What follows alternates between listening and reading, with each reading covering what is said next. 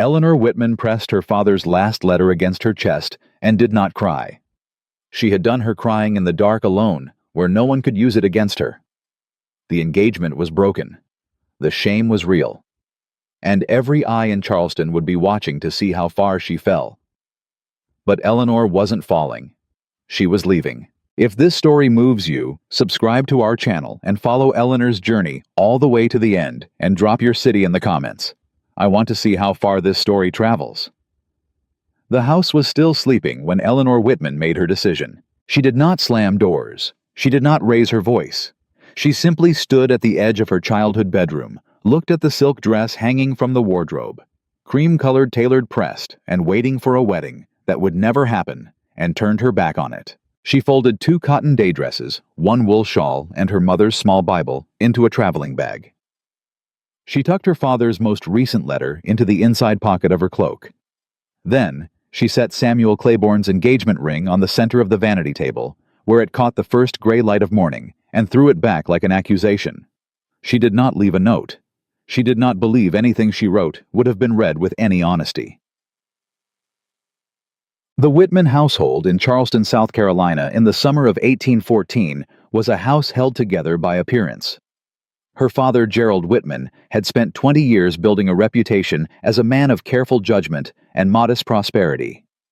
He sat on 2 civic committees, attended the right church, and kept his accounts, or so everyone believed, in excellent order. Eleanor had believed it too, until 3 weeks ago. The letter had arrived on a Tuesday, addressed to her father, but opened in his absence by her stepmother, Harriet, who had handed it to Eleanor with a tight smile and the words, "I think you ought to read this before you say another word about that engagement." The letter was from her father's business partner in Richmond. It detailed in plain and devastating language that Gerald Whitman had borrowed heavily against future investments, that those investments had failed, and that the primary creditor, the man holding the largest portion of the debt, was Samuel Claiborne. The man Eleanor was supposed to marry in 6 weeks. She had read the letter twice.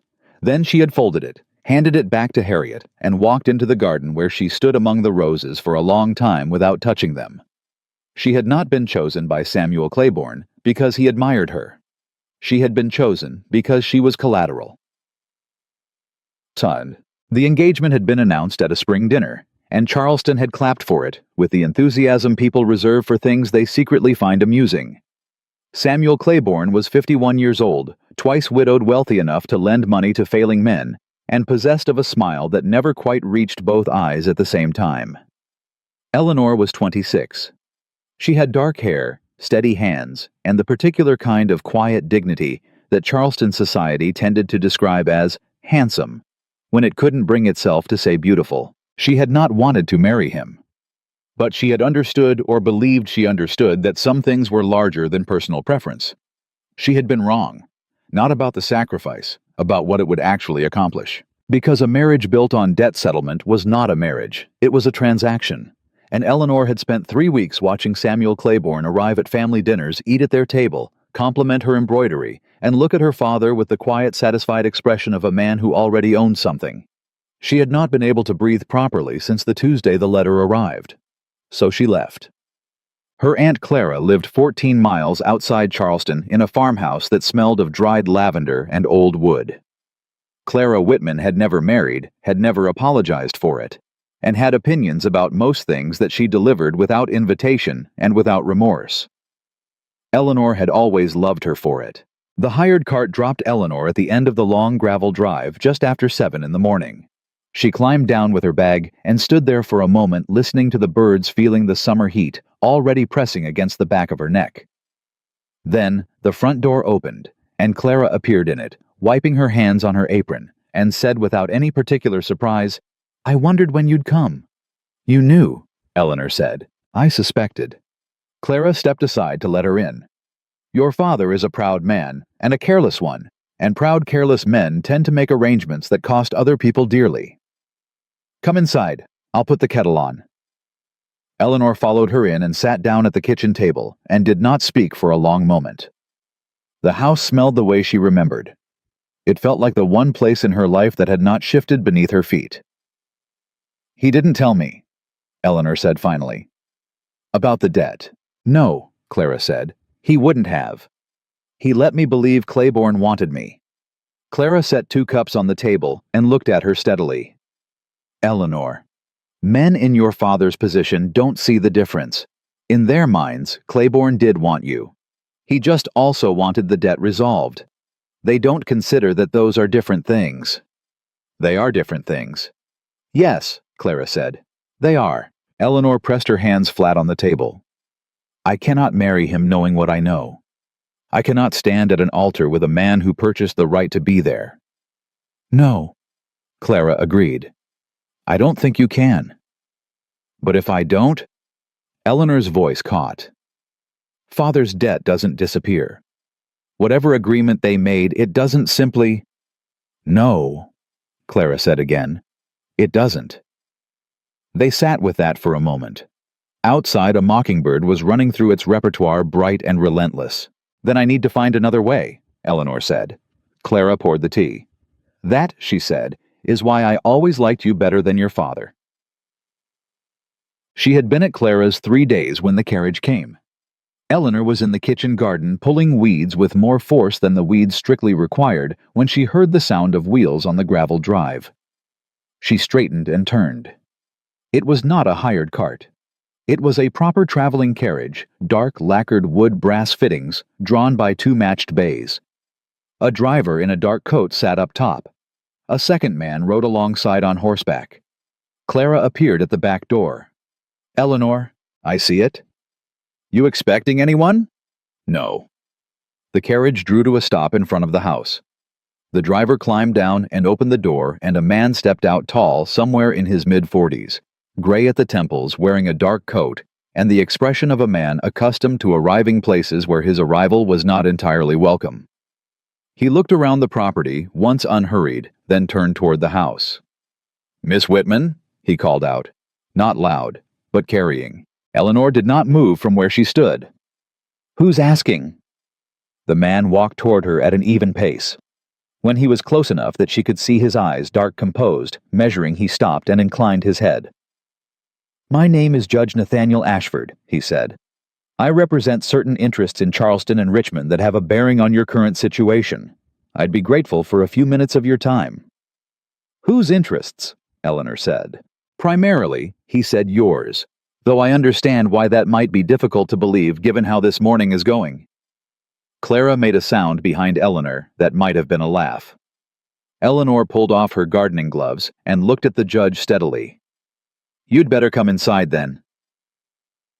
He sat at Clara's kitchen table with the straightness of a man who had spent decades behind a bench, and he did not accept the tea Clara offered, not refusing it exactly, just acknowledging it with a small nod that somehow completed the transaction without the cup moving. He set a leather document case on the table and did not open it immediately. You're aware of your father's financial arrangement with Samuel Claiborne, he said. I am, Eleanor said. When did you learn of it? 3 weeks ago. Something moved in his expression, not surprise, more like recalibration. And you left Charleston 3 days ago. Yes. Without informing Claiborne or your father. That's correct. Judge Ashford was quiet for a moment. Miss Whitman, I'll be direct with you. Samuel Claiborne has called in the debt. Your father has 30 days before Claiborne can move to seize assets, including the Charleston property. Your departure broke the engagement which voided the informal agreement Claiborne made to defer repayment. Eleanor absorbed this without flinching. She had expected it.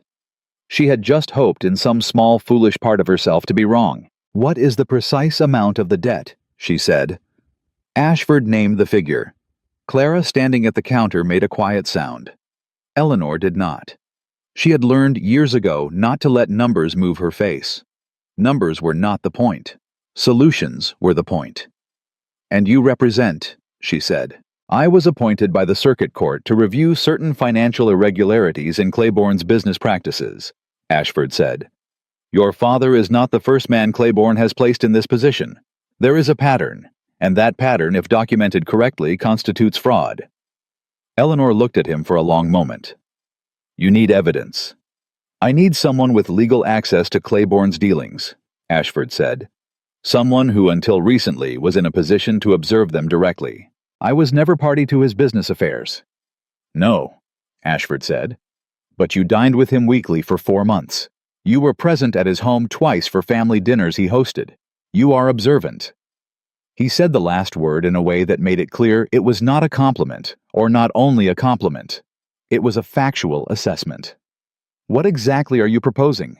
Eleanor said. Ashford opened the document case at last and placed a single sheet on the table between them. I'm proposing a 30-day arrangement. You return to Charleston not to Claiborne's household, but to my sister's home, where you'll be properly chaperoned and socially unimpeachable. You attend the events Claiborne attends. You observe. You report anything that corroborates the pattern I've identified. And in exchange, your father's debt is placed in legal abeyance for the duration of my investigation. If we secure sufficient evidence, the debt is voided as proceeds of fraud. Eleanor looked at the sheet. It was precisely drafted. The language was clear, the terms specific, the time frame defined. And if the investigation fails, she said, if Claiborne is simply a hard-dealing creditor and not a fraud, then your father's situation remains as it is, Ashford said. And you'll have lost 30 days. What about my situation? Ashford met her eyes. You'll have demonstrated publicly that you are a woman of composure and principle who returned to society on her own terms after a difficult personal circumstance. In 1814, Miss Whitman, that is not a small thing. Eleanor was quiet. Outside, the mockingbird was still at it. You could have sent a letter, she said. I could have, Ashford said. But I wanted to meet you first, to see whether you were the kind of woman who could do this without getting frightened and making it worse. And he looked at her steadily. I think you walked out of Charleston with a traveling bag and your mother's Bible and set an engagement ring down like a period at the end of a sentence. I think you've been pulling weeds for 3 days to keep from screaming. He paused. I think you'll do. Eleanor looked at Clara. Clara shrugged. Don't look at me. He's right about the weeds. Eleanor turned back to the judge. She picked up the document and read it in full, which took 4 minutes. Ashford waited without fidgeting. Then she set it down and said, I have one condition. Name it. My father is not to know the nature of this arrangement. He is to be told only that the debt is under legal review and that no action can be taken against him in the interim. He is a proud man and a careless one. She borrowed Clara's words without apology. If he knows I am involved, he will try to manage it. He will make it worse. Ashford considered this for exactly 3 seconds. Agreed. Eleanor picked up the pen he offered and signed her name at the bottom of the document in her usual clear, unhurried hand. When do we leave? She said. Tomorrow morning, Ashford said, if that suits you. It suits me, Eleanor said. She set the pen down and looked at him. Judge Ashford, I want to be clear about something. Yes, I am doing this for my father, and I am doing this because what Claiborne has done appears to be wrong, and wrong things, when they can be corrected, ought to be corrected. I am not doing this because I trust you. I don't know you well enough to trust you. Ashford picked up the signed document and returned it to his case. Miss Whitman, he said with the closest thing to warmth she had seen from him, I would be concerned if you did.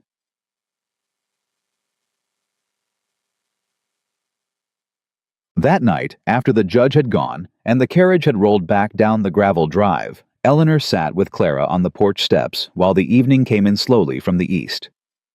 You don't have to do this, Clara said. Yes, I do, Eleanor said. Father's house is everything he has, if Claiborne takes it. Your father made his own choices. He did, Eleanor agreed. But I'm not doing this for his choices. I'm doing it for the house that Mother died in, for the front steps she sat on, for the fact that there are things worth protecting even when the people who should protect them can't.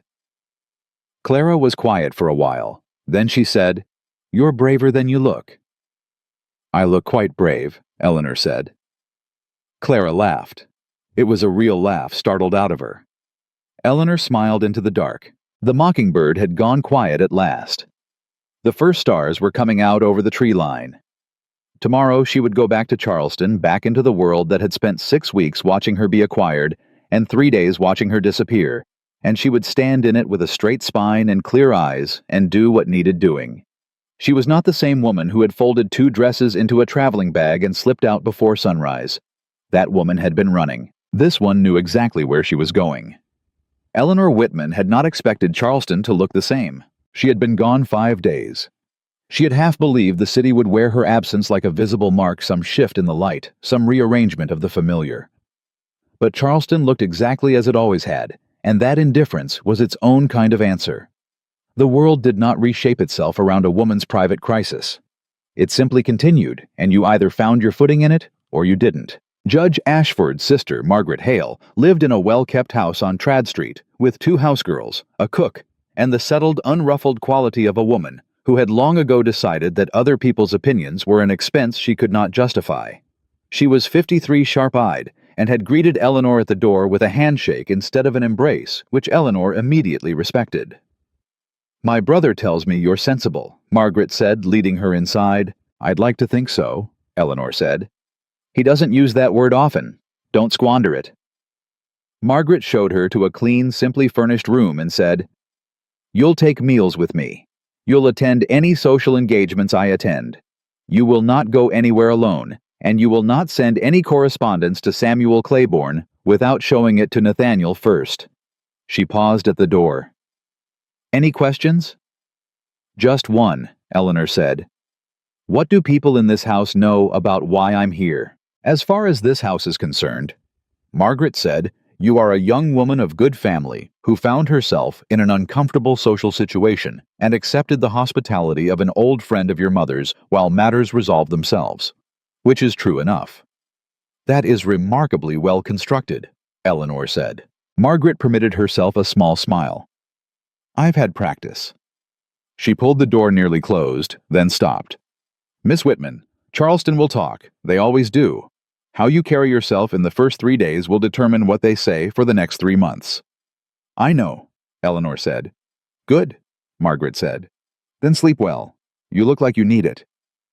Eleanor did not sleep particularly well, but she lay still and breathed steadily, which was close enough. The first public test came faster than she had anticipated. 2 days after her arrival at Trad Street, Margaret took her to a Thursday afternoon gathering at the home of Catherine Price, one of those social events that existed primarily to allow Charleston's women of a certain standing to examine one another under soft lighting, with a veneer of pleasantry stretched over the whole operation like fine linen over a rough table. Eleanor walked in with Margaret's hand lightly on her arm and felt 20 pairs of eyes find her before she had crossed the threshold. The room went quieter. Not silent, that would have been too obvious, and Charleston prided itself on its manners, but quieter. The way a room goes when something interesting has walked into it, and everyone wants to look without appearing to look. She kept her chin level. She kept her hand still. Catherine Price came forward to greet them with the warm, particular smile of a woman who is equal parts genuinely pleased to see you and pleased to be seen being pleased. Margaret and Miss Whitman, what a lovely surprise. "Mrs. Price," Eleanor said, "thank you for having me." Of course. We've all been so." Catherine paused just briefly enough to let the pause do its work, concerned. After the news about the engagement. Such a difficult time. "It was a private decision," Eleanor said pleasantly, "made in good conscience. I'm grateful for everyone's kind thoughts." There was a small collective breath in the room. Eleanor felt it rather than heard it. She moved past Catherine and let Margaret steer her toward the far side of the room, where a settee sat at a comfortable distance from the main cluster of guests. "That was well done," Margaret murmured. "Thank you," Eleanor said. "Catherine will spend the next 20 minutes deciding whether to respect you or resent you for it." "Which will she choose?" Margaret considered. "Both, but respect first. That's the important one." It was not Catherine Price who created the first real problem that afternoon. It was a woman named Dorothea Marsh, who arrived 40 minutes into the gathering with the energy of someone who had been saving up something to say, and had finally found the appropriate room to say it in. Dorothea was the wife of one of Samuel Claiborne's business associates. She was also, Eleanor had long understood, the kind of woman who could deliver a cruelty so impeccably phrased that the target often needed a full 10 minutes to realize she had been struck. She found Eleanor near the tea table and arranged her face into something resembling concern. "Eleanor," she said, I'm so relieved you've come back to us. We were worried some people were saying rather uncharitable things about the manner of your departure." "I'm sure they were," Eleanor said, pouring her tea with a steady hand. "Claiborne, of course, has been the model of dignity through all of it." Dorothea accepted a cup from the table without looking at it. "He told Thomas he bears you no ill will whatsoever. Quite magnanimous, really, given the circumstances." "That is generous of him," Eleanor said. "He did mention—" Dorothea lowered her voice with the precision of someone who wants to be heard by exactly the right number of people. "That there were financial matters still unresolved. That he hopes your father will do the honorable thing." Eleanor set her teacup down and turned to face Dorothea fully. Not aggressively, simply completely the kind of direct, unhurried attention that made a person aware suddenly that they were being looked at in the same way they had been looking at someone else. "Mrs. Marsh," Eleanor said quietly, "I have a great deal of respect for your intelligence, so I'll trust you to understand me when I say that financial matters between families are private, that my father is a man of honor, and that I am here in Charleston because I choose to be, not because anyone required me to be." She picked her cup back up. "I hope we understand each other." Dorothea blinked. "Of course," she said after a pause. "Lovely," Eleanor said. "More tea." Dorothea declined and drifted away. 3 chairs down, a woman Eleanor did not know was watching with an expression of undisguised appreciation. Eleanor did not acknowledge it, but she noted it. She did not see Judge Ashford until the 4th day. He came to Trad Street in the late afternoon, and Margaret showed him into the sitting room, where Eleanor had been working through a stack of correspondence she had neglected in the chaos of the past week. He did not look like a man who paid social calls. He looked like a man who was about to give a briefing. "You've been back 4 days, he said, settling into the chair across from her. "How is it going?" "As expected," Eleanor said. "Charleston is curious, cautious, and remarkably willing to be gracious if you don't give them a reason to be otherwise." "And Claiborne?" "I haven't seen him." "You will. He'll be at the Haverford dinner on Friday." Eleanor had already known about the Haverford dinner. Margaret had mentioned it. She had been thinking about it for 2 days without letting herself think about it too directly. "What do you need from that dinner?" she said. Ashford opened his document case. He always carried it. She had noticed the way other men carried watches out of habit and necessity both, and placed a single sheet on the table between them. It was a list of names. "These are the men Claiborne has done business with in the last 4 years, Ashford said. "Several of them will be at the Haverford dinner. I need to know which of them appear uncomfortable in Claiborne's presence. Not unfriendly, uncomfortable. There's a difference." "There is." Eleanor agreed, studying the list. She recognized 7 names. She had met 4 of them. "What am I looking for specifically?" "A man who owes Claiborne money behaves a particular way when Claiborne is in the room," Ashford said. "He laughs at the right moments. He doesn't leave first. He watches Claiborne the way a man watches weather, constantly, and without appearing to." Eleanor looked up from the list. "Like my father did at family dinners." Something moved in Ashford's expression. "Yes," he said quietly. "Like that." She looked back at the list. "Thomas Marsh is here. He's married to Dorothea Marsh, who came at me rather specifically at Catherine Price's gathering. I suspect she was acting on instruction." Ashford's eyes sharpened. "What did she say?" Eleanor told him. He listened without interrupting, then said Claiborne sent her. "That was my reading, which means he's already aware you're in Margaret's house and he doesn't know what to make of it yet." Ashford was quiet for a moment, thinking. "That's useful. His uncertainty is useful. I'm glad my social suffering has strategic value," Eleanor said, dry enough that he glanced at her. "I am sorry," he said with a directness that surprised her. "I know this is not comfortable." "It is not," she agreed. "But I signed the document. Let's proceed." Palmden. The Haverford dinner was at a house on Meeting Street, one of those grand high-ceilinged affairs where the silverware was polished to the point of aggression and the conversation was considered secondary only to the seating chart. Eleanor arrived with Margaret at 7 in the evening. She wore her navy blue silk, the best dress she had brought, and she had brought it deliberately because there were moments in a woman's life when the dress was as much an argument as anything she might say. She knew Claiborne was already there before she saw him. She saw it in the way the cluster of men near the window shifted and in the way Margaret's hand tightened briefly on her arm. Then she saw him. Samuel Claiborne had the look of a man who had spent his life arranging things to his satisfaction and had only recently encountered something he could not arrange. He was speaking to a man Eleanor recognized as Henry Haverford, the host, but his eyes had moved to her the moment she entered, and they did not move away quickly enough. Eleanor met his gaze across the room. She did not smile. She did not look away. He looked away first. She heard Margaret exhale. "Well," Margaret said very quietly. "Good."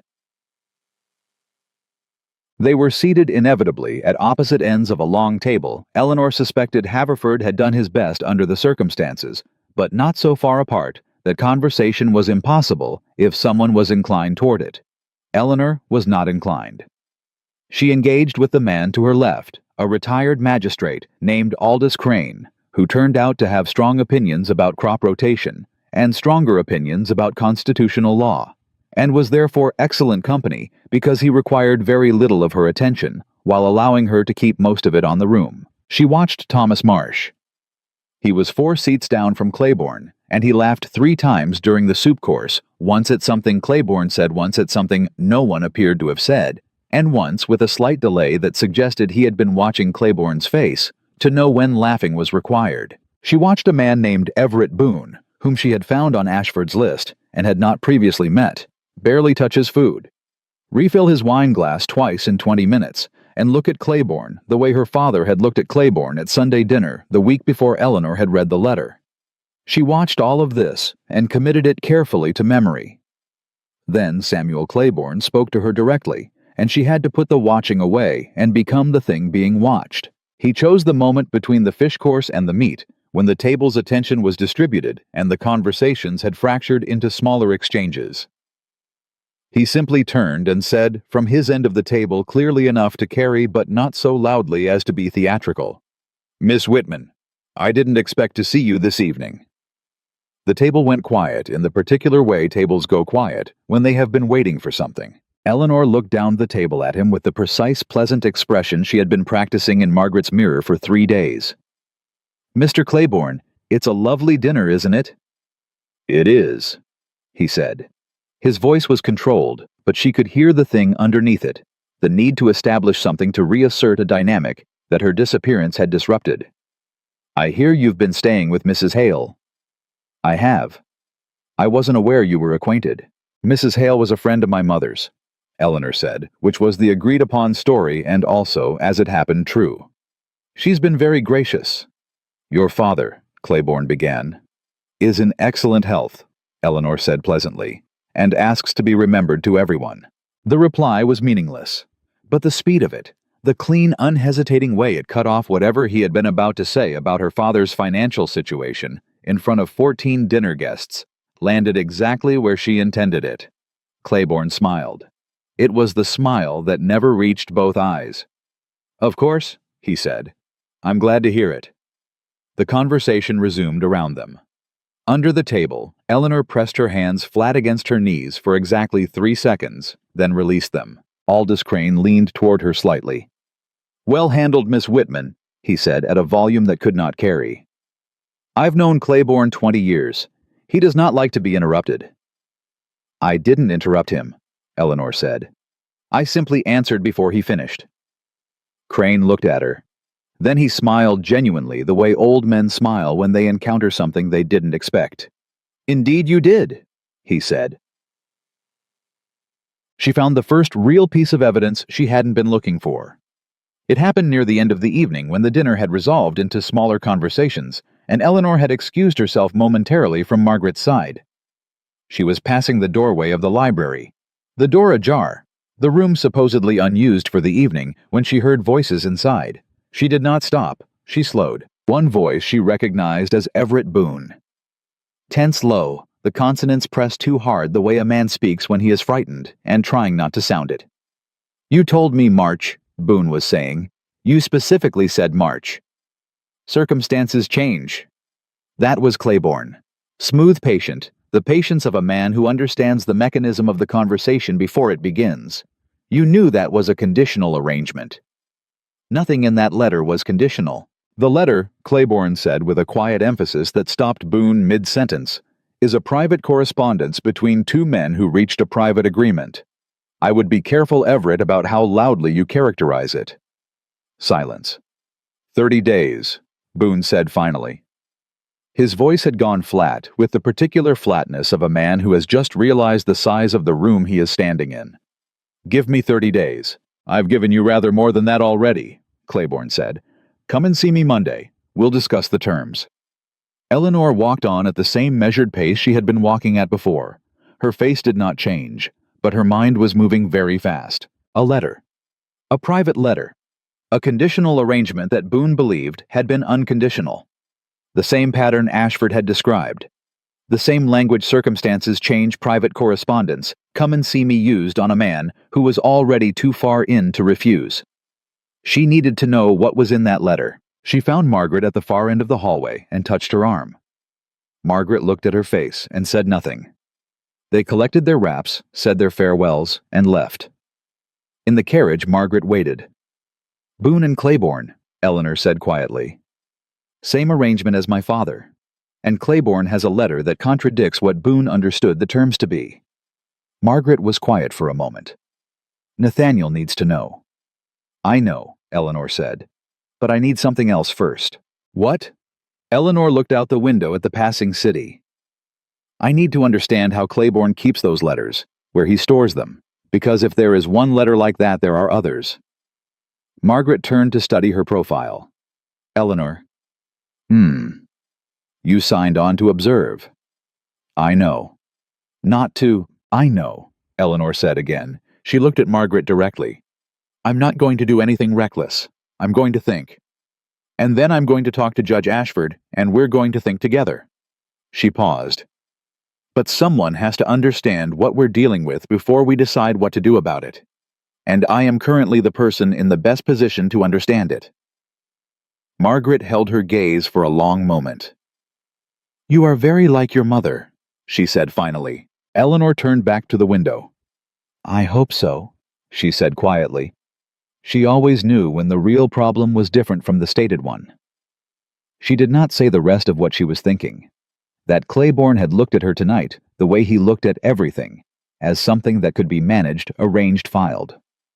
That she had walked into his line of sight, and he had tried to establish the terms of the conversation before she could. That he had failed, and that he would have been thinking about why all the way home. Ashford arrived at Trad Street the following morning before Eleanor had finished her first cup of tea. She heard his knock from the upstairs hallway and recognized it 3 precise, unhurried raps, the knock of a man who had already decided the door would open. She came downstairs to find Margaret already letting him in, and she could tell from the set of his shoulders that he had not slept particularly well either. You heard something at the Haverford dinner, he said before he had fully entered the sitting room. Good morning to you too, Judge Ashford, Eleanor said. He stopped. Good morning, Miss Whitman. He said it with the particular tone of a man recalibrating. You heard something at the Haverford dinner. I did. She sat down and told him everything Boone and Claiborne in the library. The letter, the language Claiborne had used, the shift in Boone's voice when he understood that the ground had moved beneath him without his knowledge or consent. She told it in order without embellishment, the way she had rehearsed it in her mind during the carriage ride home. Ashford listened without interrupting. When she finished, he was quiet for a moment, and she could see him arranging it alongside whatever he already knew. Boone, he said finally. He's frightened, Eleanor said. He's past the point of pretending he isn't. Frightened men are useful, Ashford said, but they're also unpredictable. If Claiborne suspects Boone is wavering, Claiborne doesn't suspect yet, Eleanor said. He's confident. Last night he was still operating from a position of control. He told Boone to come see him Monday. He wasn't worried. He was managing. Ashford looked at her directly. How certain are you of that reading? Certain enough, she said. I've watched Claiborne manage people for 4 months. I know what it looks like when he thinks the situation is his. Ashford sat back. There was something in his expression that she was beginning to recognize, not quite approval, because approval implied he had doubted her, and she was starting to think he had not doubted her as much as he had simply been waiting to see how she operated under actual pressure. What she saw was closer to relief. The particular relief of a man who has made a wager and found it paying out. "There's a letter," Eleanor said. "Possibly more than one. He keeps them somewhere. If those letters show a pattern of conditional terms that he later denied—" "That's fraud," Ashford said. "That's what I thought." He looked at her steadily. "Where do you think he keeps them?" "His study," Eleanor said. "He has a study at his home on Broad Street that he keeps locked. I was never in it. But I know it exists because he mentioned it once. He said something about preferring to keep his private correspondence separate from his public affairs. At the time, I thought it was simply the preference of an organized man." "It's the preference of a man who understands that documents are evidence," Ashford said. "Yes." They looked at each other across Margaret's sitting room table, and the obvious problem sat between them without either of them naming it immediately. Eleanor named it first. "I can't get into that study," she said. "Not without—" "No," Ashford said. "But someone could." "Eleanor." He used her first name without appearing to notice he had done it. She noticed. "I need you to stay inside the boundaries of what we discussed. You observe, you report, you do not—" "I'm not suggesting anything illegal," she said calmly. "I'm suggesting that someone with legitimate access to Claiborne's household might be persuaded if they understood the nature of what Claiborne has been doing to cooperate." Ashford was quiet. "His housekeeper," Eleanor said. "Mrs. Prentice.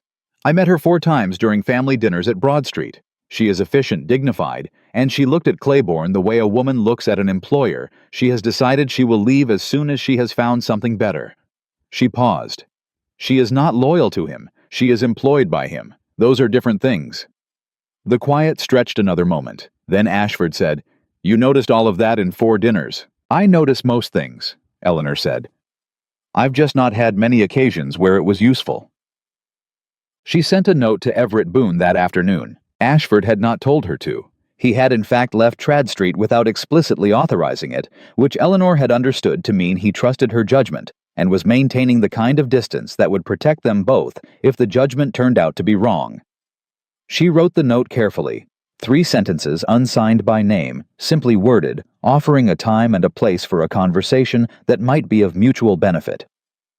She sent it with one of Margaret's housegirls to a dry goods merchant on King Street that Boone was known to frequent. She did not tell Margaret until after the note was gone. Margaret looked at her over her spectacles and said, "Nathaniel is going to have opinions about that." "I know," Eleanor said. "But Nathaniel isn't the one sitting across from Dorothea Marsh and Claiborne at dinner tables. I am. And I believe Boone will respond to a woman asking him for a conversation differently than he'd respond to a judge asking him for a deposition. Because he won't be frightened of you.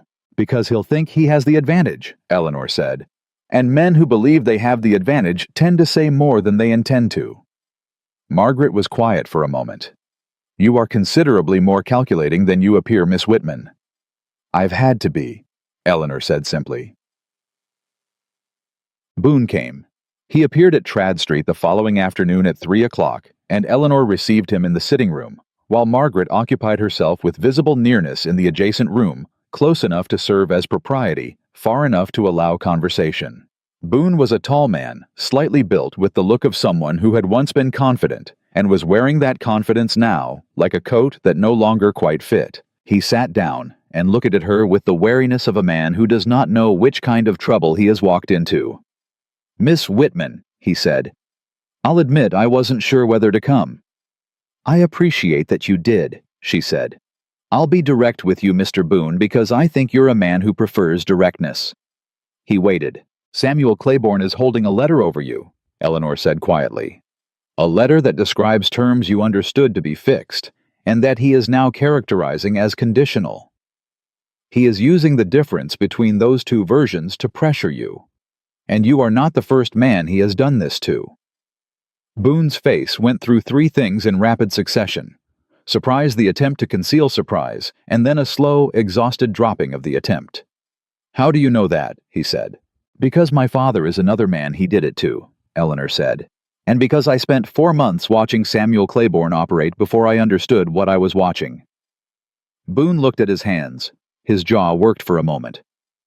I have a family, he said. 3 daughters. If he calls in what he's claiming I owe— I know, Eleanor said. That's why I'm here. Mr. Boone, there is a legal investigation into Claiborne's business practices. A proper one authorized by the circuit court. If you are willing to come forward, if you are willing to make a statement about what that letter says and what you were told when you entered into the agreement, you may not be the only person who does so. And the more men who come forward, the stronger the case against him. Boone looked up at her. Who's conducting this investigation? Judge Nathaniel Ashford.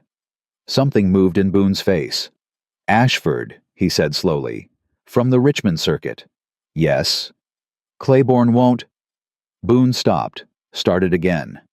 If Claiborne finds out I've talked to Ashford, then find out you've talked to me first, Eleanor said, and decide afterward whether you trust the process far enough to go the next step. He sat with that for a long moment. The clock on the mantel counted the seconds with no particular concern for the weight of them. What do you need from me? Boone said finally. Tell me what the letter says, Eleanor said.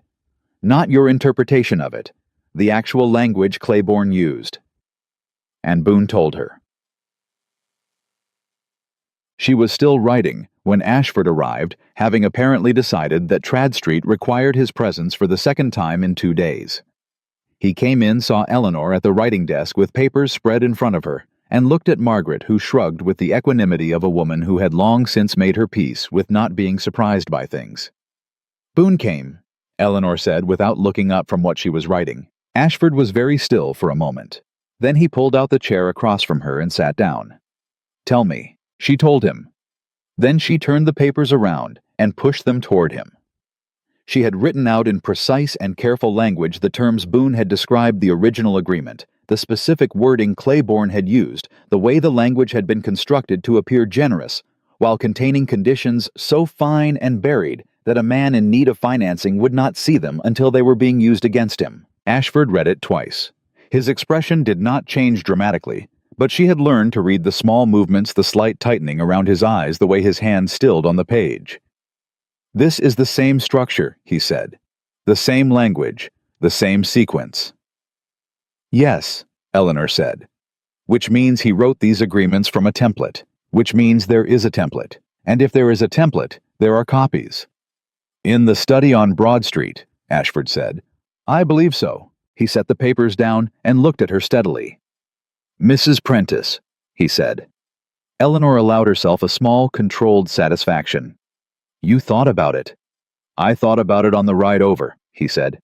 It's a significant ask.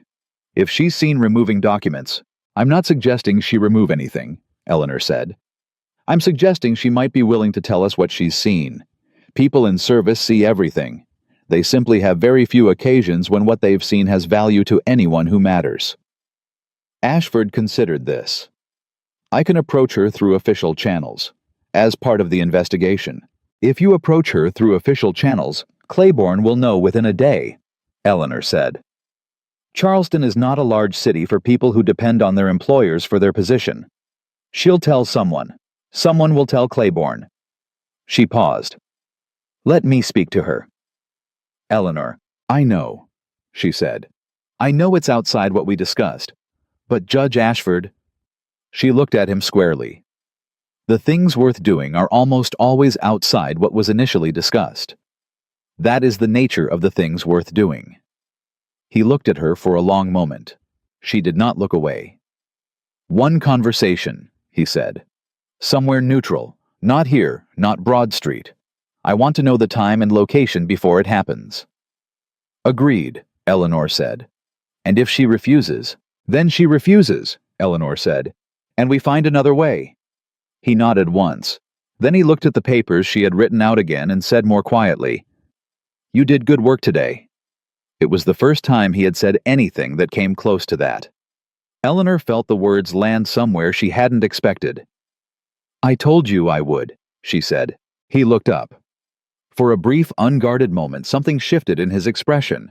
Not the controlled assessment she was accustomed to seeing there, but something more genuine, more personal.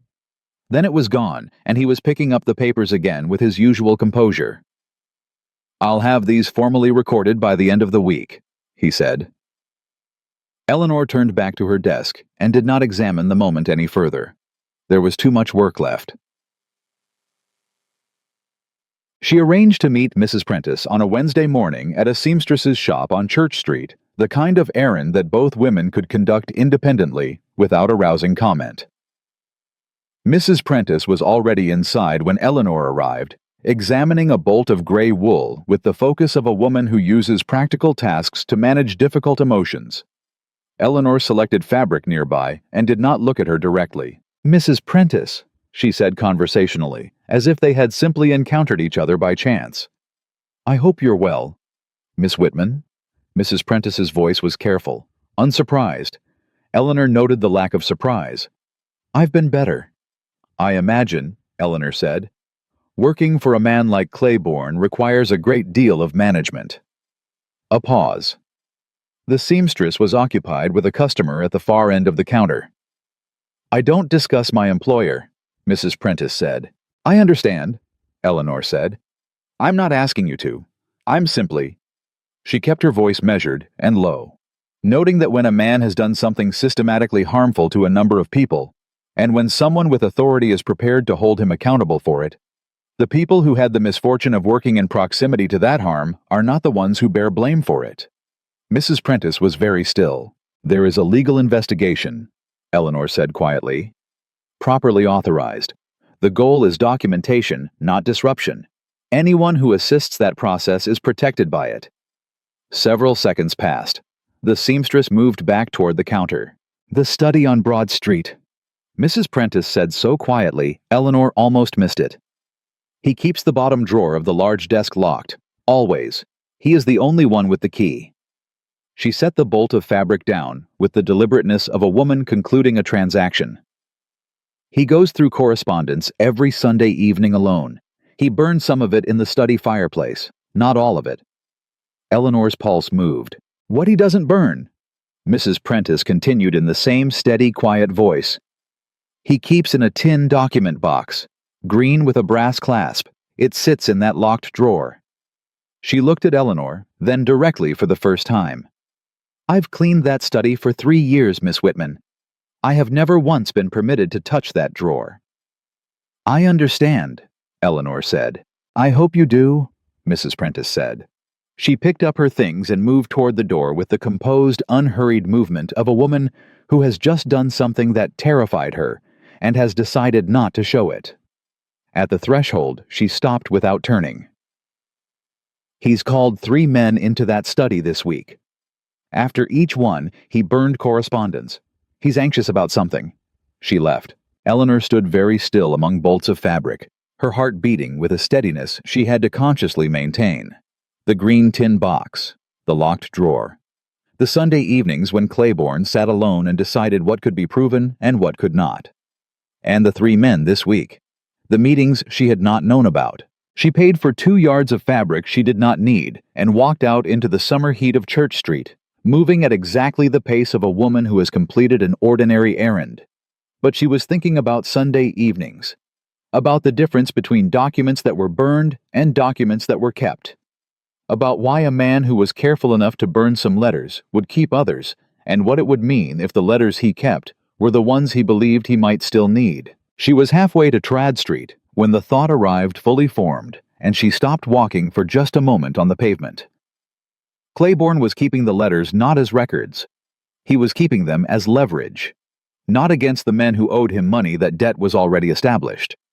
He was keeping them against someone else, someone whose cooperation he might require, someone with enough power that Claiborne had decided to invest in the possibility of needing insurance against them. She started walking again faster now. She needed to talk to Ashford, because if she was right about what was in that tin box, if the letters Claiborne had chosen to preserve were letters involving people above and beyond the men currently in his debt, then the investigation was considerably larger than either of them had understood.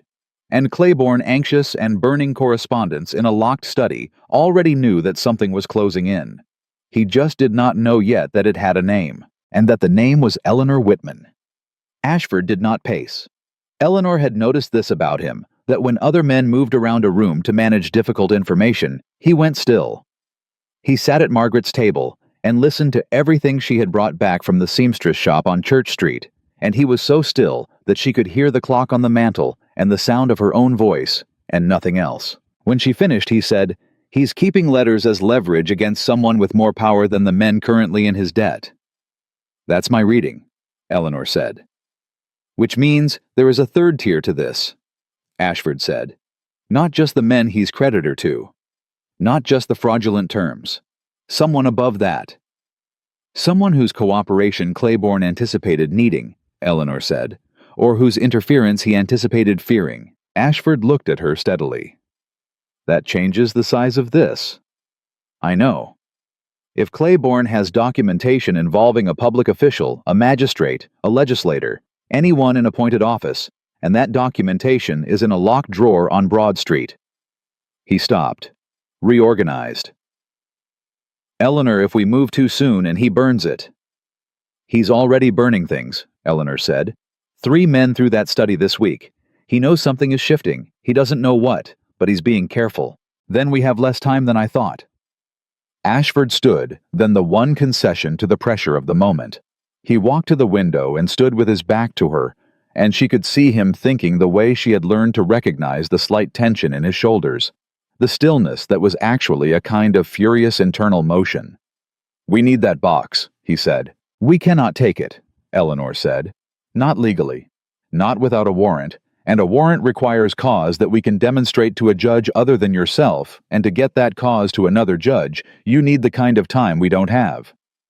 "I know that," he said. He turned around. "What I need is for Claiborne to bring it out himself." Eleanor looked at him. "What do you mean? If Claiborne believes he needs those letters, if he believes the moment has come when he must use them, he'll take them out of that drawer, he'll make contact, he'll show his hand." Ashford's jaw tightened. "We need to give him a reason to believe that moment has arrived." The room was quiet. "You want to flush him," Eleanor said. "Yes." "How?" Ashford sat back down across from her. "The alderman's reception," he said. "Next Friday. Claiborne will be there. Half of Charleston's civic leadership will be there. If word reaches Claiborne that a formal inquiry has been opened, not whispered, not rumored, but stated by someone with standing, he will go home that night and he will open that drawer." Eleanor absorbed this.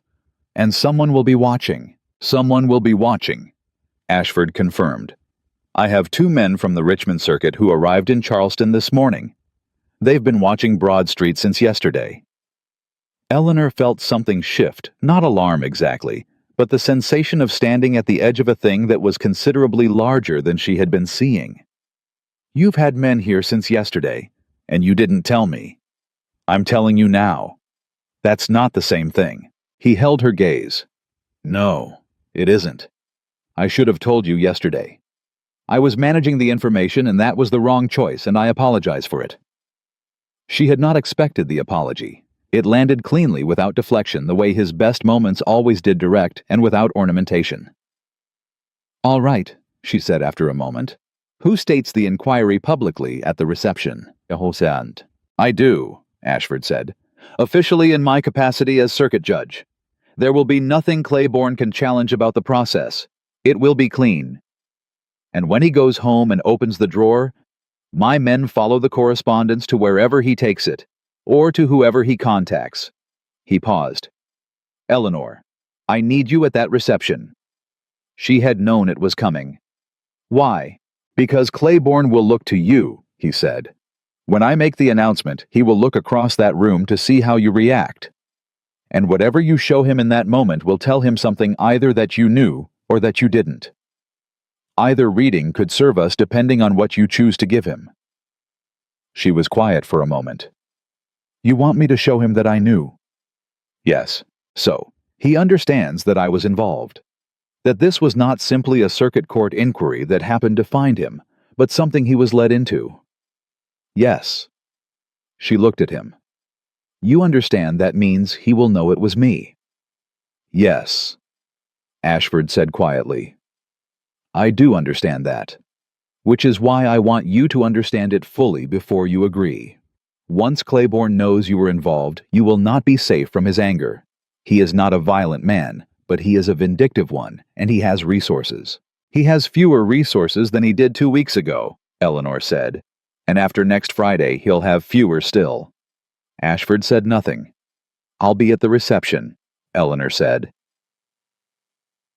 The week between that conversation and the alderman's reception was the strangest Eleanor had lived through in recent memory, and recent memory contained some genuinely strange weeks. She went about Margaret's social calendar with the same composed steadiness she had maintained since arriving on Trad Street.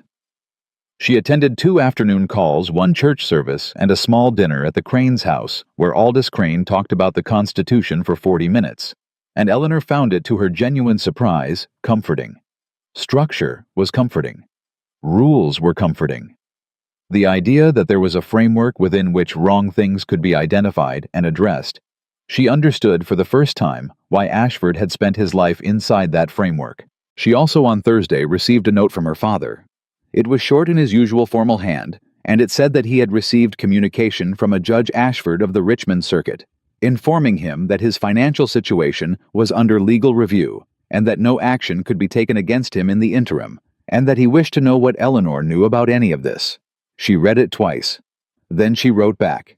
She told him that she had met Judge Ashford through Margaret Hale, who was an old friend of their family, and that he had become aware of the situation and offered his assistance through proper legal channels. She told him that the matter was being handled with discretion, and that he should not contact Claiborne directly until he heard otherwise. She told him she was well, that she was in good hands, and that she loved him. She did not tell him the rest. She had made a promise about that, and she kept her promises. What she did not expect was the second note, which arrived an hour after she sent the first. It was from her father, clearly written before he received her reply, and it said only, Eleanor, whatever you have done or are doing, I know it is more than you are telling me. I am not a man who deserves that protection. But I am grateful for it. Please be careful. Your father. She folded that note and put it in her cloak pocket next to her mother's letter, and did not take it out again. But she felt it there all week, the way you feel something small and true that you are not ready to look at directly. The night before the reception, Claiborne came to Trad Street. He did not send a card. He simply appeared at the door at 7 in the evening, and Margaret's housegirl came upstairs with wide eyes to say that Mr. Claiborne was asking if Miss Whitman was at home. Eleanor was at her dressing table. She looked at herself in the mirror for exactly 3 seconds. Tell him I'll be down in 5 minutes, she said. She took 7. Not out of strategy, she genuinely needed the time to settle something in herself to move from the woman sitting alone in a quiet room to the woman who could walk downstairs and stand in a room with Samuel Claiborne and not show him a single thing she didn't intend to show. He was in the front sitting room. Margaret was in the doorway, which was not subtle and was completely intentional. Claiborne had chosen the chair that faced the door, which meant he had been thinking about the geometry of the room before she arrived, which meant this was not an impulsive call. Eleanor walked in and remained standing. Mr. Claiborne, this is unexpected. I hope I haven't inconvenienced you, he said with the smooth, practiced warmth that she had once found reassuring and now recognized as a tool. Not at all, she said. What can I do for you? He looked at her for a moment, that measuring look, the calculation behind the pleasantry. I've been hearing certain things, he said. About a legal inquiry, rumor likely. But I thought, given our previous connection, we have no previous connection, Eleanor said pleasantly. We had an engagement that was broken by mutual agreement. That's the end of our connection, Mr. Claiborne. His jaw tightened almost imperceptibly. There are financial matters that are between you and my father, Eleanor said. And as I understand it, currently under legal review, which means they are between you and the appropriate authorities. I'm not in a position to speak to any of that. He stood. She had expected him to remain seated, the power of the seated man, the woman who must look down and therefore appear supplicant. His standing meant she had unsettled his plan for the conversation. Eleanor, he said. His voice had dropped, lost the warmth. She was hearing something closer to the actual register. I don't know what you think you know, or what you think you're involved in, but I would encourage you very sincerely to be careful about whose interests you serve. Charleston is not a forgiving city to women who overreach. She looked at him with the most direct, steady, unafraid expression she had in her. "Mr. Claiborne," she said, "I appreciate your concern. Good evening." He held her gaze for 3 seconds longer than was comfortable.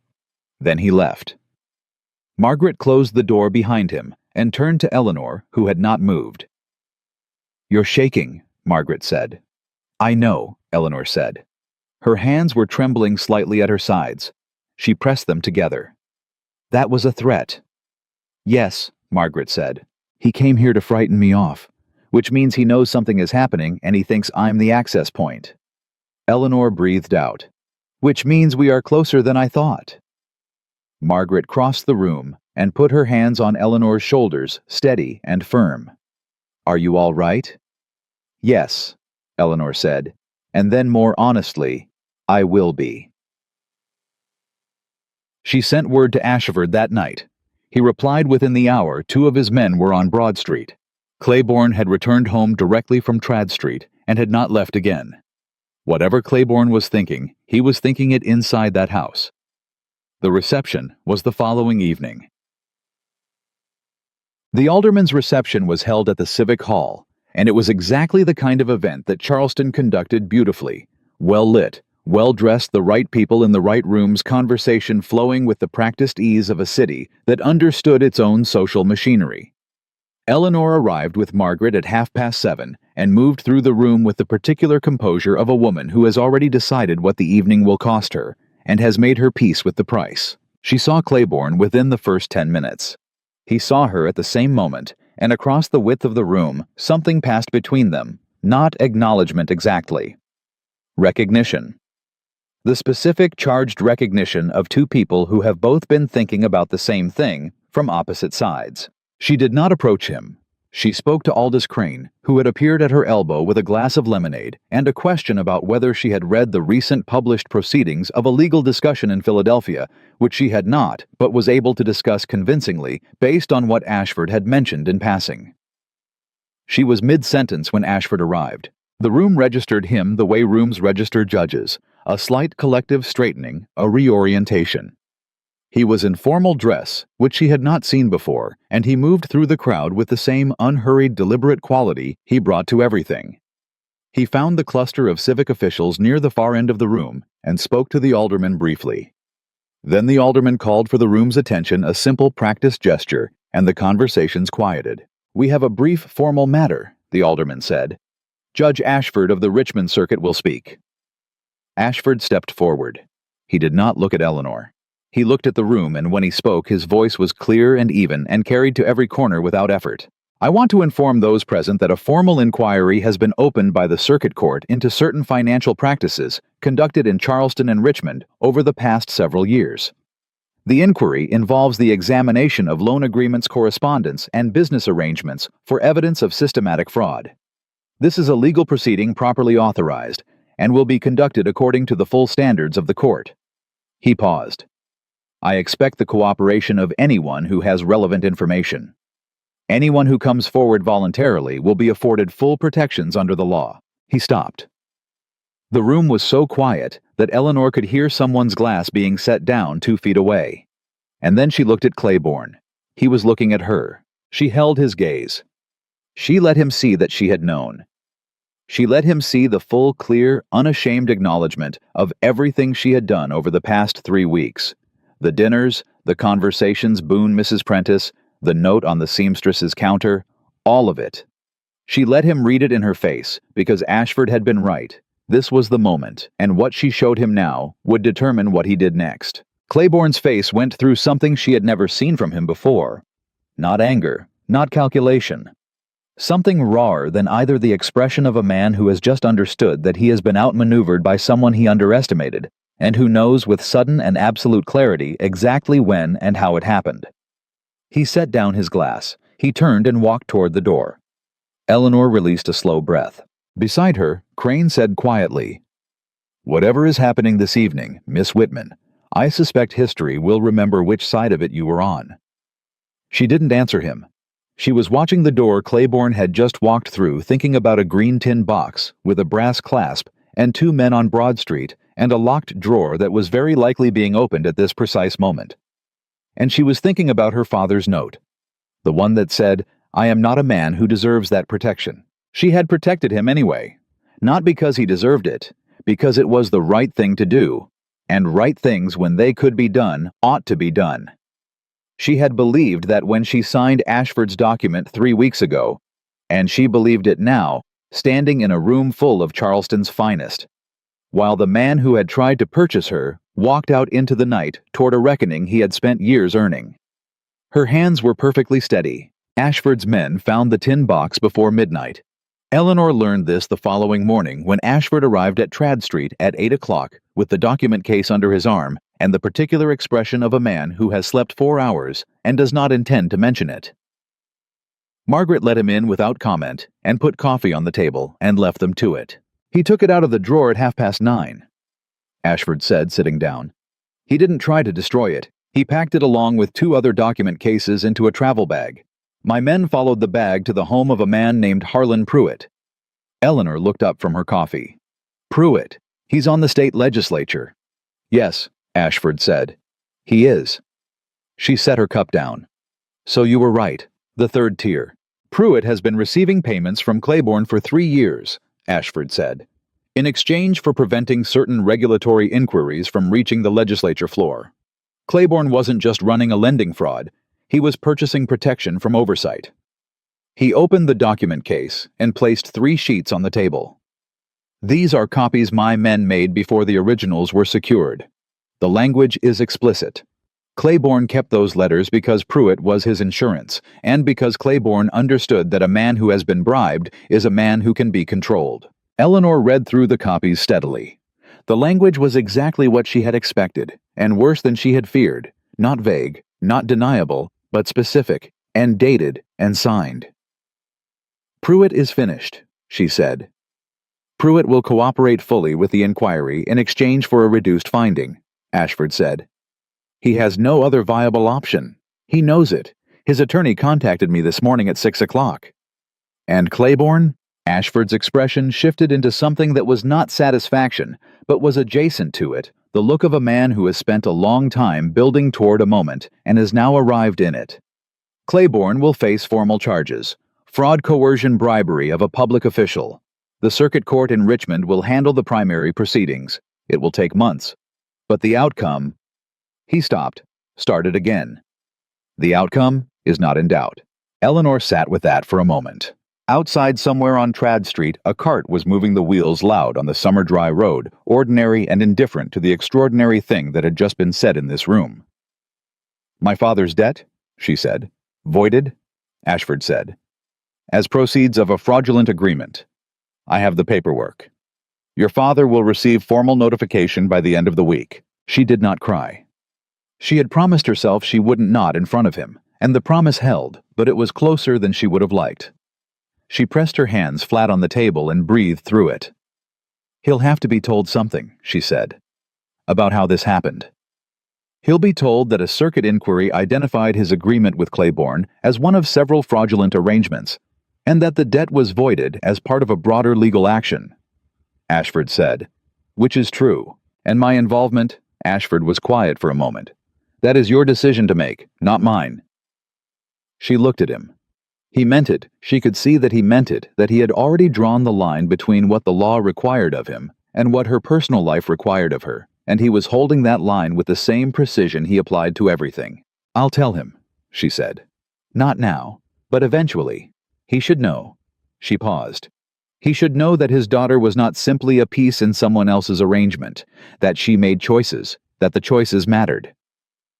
Ashford looked at her across the table, and for a moment the professional distance that he maintained with such discipline was simply absent, not breached, not violated, just quietly set aside the way a man sets down something he has been carrying for a long time. "They mattered," he said, "considerably." The news moved through Charleston the way significant news always moved, faster than anyone intended, and in slightly the wrong shape. By Saturday afternoon, the version Eleanor heard at Catherine Price's had acquired 2 inaccuracies, and 1 dramatic embellishment that she suspected Catherine herself had contributed. By Sunday, Dorothea Marsh had stopped calling at the homes of the women she had previously recruited to say pointed things about Eleanor's departure from the engagement. By Monday, 3 men who had been in Claiborne's debt had sent formal inquiries to Ashford's office. Eleanor watched all of it from the quieter position of a woman who knew the actual shape of the thing, and therefore found the distorted public version more interesting than alarming. What she did not watch for, and was not prepared for, was Gerald Whitman arriving on Trad Street on Tuesday morning. She heard his voice in the front hallway, and went still in the middle of the sitting room, one hand on the back of the chair listening. He was speaking to Margaret politely with the formal reserve her father deployed, when he was uncertain of his reception, and Margaret was answering in kind, her tone giving nothing away. Then the door opened, and her father walked in. Gerald Whitman was 61 years old and had always looked younger. He did not look younger now. He looked exactly his age, which was its own kind of information.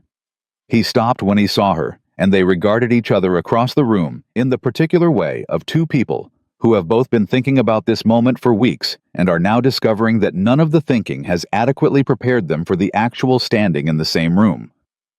"Eleanor," he said. "Father," she said. He sat down without being invited, which was unlike him, and she understood from it that whatever composure he had managed on the journey from the Whitman house had been largely expended on arrival. She sat across from him and waited. "I received the formal notification yesterday," he said, "from the circuit court. The debt is voided." "Yes," she said. "They told me it was part of a broader inquiry. That Claiborne had perpetrated the same arrangement against multiple men." He paused. "They told me that certain individuals had come forward with information that substantiated the fraud." "Yes," she said again. He looked at her. Not the look of a father managing a difficult conversation, the look of a man who already knows the answer and is giving the other person the opportunity to say it plainly. "It was you," he said. "Yes," Eleanor said. "It was me." He was quiet for a long moment. His hands on his knees were not entirely steady. "How?" she told him. Not everything, not the seamstress shop, not the precise mechanics of the alderman's reception, but enough. Enough that he understood the shape of what she had done, and the risk she had carried while doing it. She told it plainly, without drama, the way she had told things to Ashford, because her father deserved the same respect she gave everyone else the truth in clear language, without softening. That changed its meaning. When she finished, he was looking at the floor. "You protected me," he said. "Yes. After what I did to you, the engagement, the arrangement I made without—" He stopped. His voice had thickened. "I used you, Eleanor. I didn't mean to see it that way. But that's what I did." "Yes," she said. "You did." He looked up. His eyes were wet. Gerald Whitman, in 61 years, had not cried in front of his daughter, and the fact that he was close to it now told her more about what the last 3 weeks had cost him than anything he could have said. "Can you forgive me for that?" he said. She held his gaze.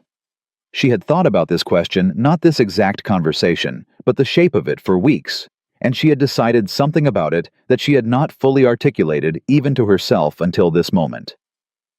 "I love you," she said.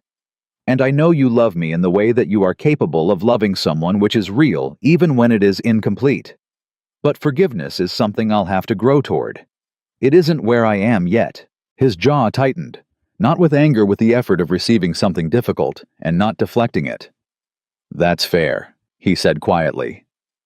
"It is," she said. "But I also want you to know I didn't do this for forgiveness. I didn't do it to earn anything from you. I did it because protecting the people I love is something I choose to do regardless of what it costs me. That's who I am. You didn't make me that way. I made myself that way." He nodded once. He did not trust himself to speak for a moment. Then he said, "Your mother would have done the same thing." Eleanor felt that land somewhere deep and steady.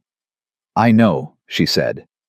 He stood eventually, and she walked him to the door, and when he left, he held her hand for a moment in both of his. Not an embrace. They were not people who embraced easily, just that. A held hand. An acknowledgement that passed between them without requiring words. She stood at the door until he had gone, and then she went back inside, and sat down, and was quiet for a while. Ashford found her in Margaret's garden that afternoon. She had not planned to be in the garden. She had simply ended up there the way a person ends up in the places that ask the least of them, when they have spent a long time being asked a great deal. She heard his footstep on the path and did not turn around. He came to stand beside her, not in front of her, which she appreciated, the side-by-side position of two people who are having a real conversation, rather than a managed one. "Your father was here," he said. "Yes."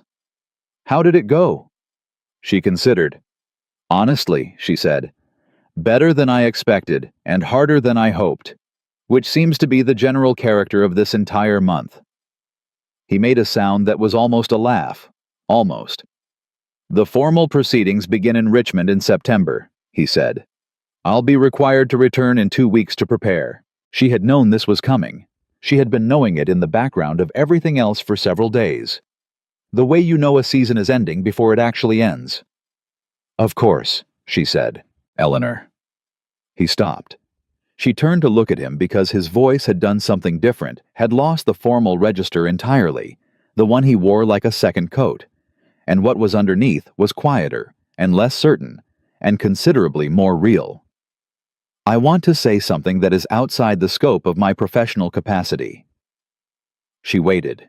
"When I drove out to your aunt's house 4 weeks ago," he said, "I had a file on your family, a theory about Claiborne's fraud, and a calculation about what kind of person I needed to make the investigation viable. I had assessed you from a distance, your reputation, your conduct, your circumstances, and I had concluded you were capable." He paused. "I want you to know that everything I observed in the 4 weeks since was considerably beyond what I assessed. You did not simply provide information. You thought. You led. You made the decisions that changed the shape of what was possible." He looked at her directly. "I have worked with lawyers, magistrates, and investigators for 20 years. What you did in the past month was among the most skilled and courageous work I have seen." She held his gaze. The directness of it was almost difficult, not because she doubted him, but because she had spent so long being told in various ways that her capabilities were a curiosity at best and an inconvenience at worst. Being told they were exceptional required a different kind of receiving. "Thank you," she said. And then, because she was also a person who said what she meant, "That matters to me, what you think.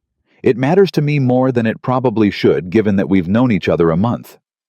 Something in his face shifted. "I don't think that's the problem," he said carefully. "What is the problem?" "The problem," he said, "is that I am leaving for Richmond in 2 weeks and I don't—" He stopped. "I don't want to make you an offer that assumes things I have no right to assume." She turned to face him fully. "Then ask," she said, "instead of assuming."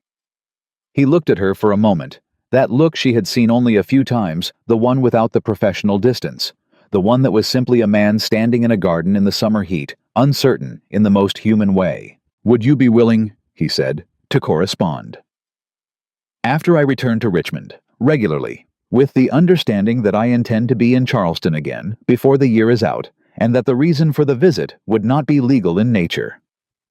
She did not make him wait.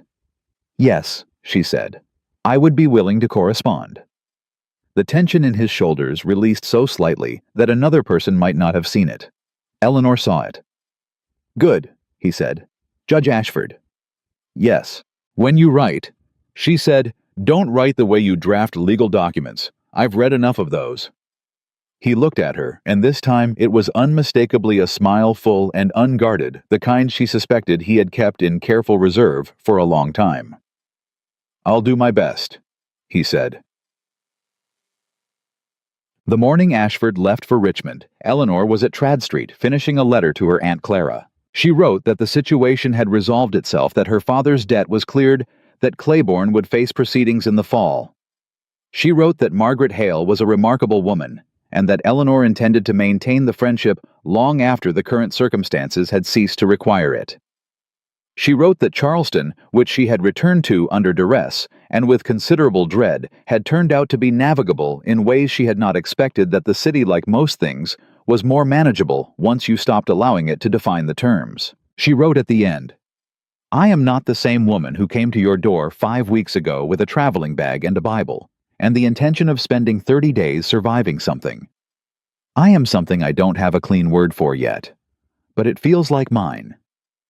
She sealed the letter and set it on the hall table to be sent. Then she went upstairs and opened the window and listened to Charleston going about its ordinary business in the summer heat. And she thought about the month she had just lived through the carriage on Clara's gravel drive, the navy blue silk dress, the seamstress shop, the tin box, her father's held hand, the garden, and the man who had stood beside her in it and asked instead of assumed. She thought about the woman who had set an engagement ring on a vanity table in the gray light of early morning and walked out of a life that had been arranged around her without her consent. That woman had been brave. She had not known how brave she was. She had simply known that staying was impossible, and that moving was the only available alternative. She knew more now.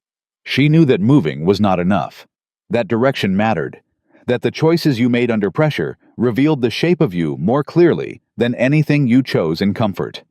That she was the kind of woman who noticed things, who acted on what she noticed, who protected the people she loved even when they had not earned it, who could walk into a room full of eyes and hold her chin level and say what she meant and mean what she said. She was 26 years old. She had cleared her father's debt, dismantled a fraud, and started a correspondence with a judge from Richmond, who had smiled at her in a garden, like a man who had just found something he had not known he was looking for. She was not finished. She was not resolved. She was not at an ending. She was for the first time in her life entirely and deliberately at a beginning. And Eleanor Whitman, who had never once waited to be chosen, closed the window, picked up her pen, and decided what came next.